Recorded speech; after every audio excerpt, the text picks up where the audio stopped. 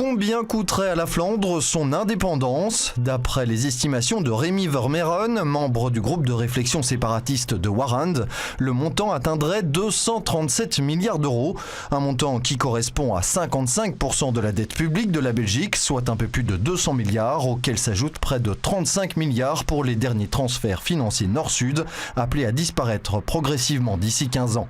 Si ce dernier chiffre correspond aux engagements pris à travers la loi de financement, la part de la dette reprise, elle, est davantage sujette à caution. Ici, ils ont décidé de mettre 55% de cette dette, c'est-à-dire juste un petit peu plus de la moitié, à charge de la Flandre, ce qui est tout à fait arbitraire, je dirais, comme hypothèse. On pourrait dire que c'est 60% ou 65% qu'on serait tout aussi justifié.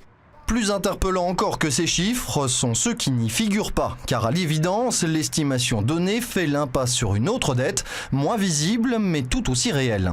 Le grand oubli de cette étude, c'est aussi le grand oubli de cette campagne électorale, c'est la question des pensions. En fait, il faut aussi répartir la charge des pensions. Il se fait qu'aujourd'hui, les engagements de pension, donc qui sont acceptés aujourd'hui, représentent le double de la dette publique.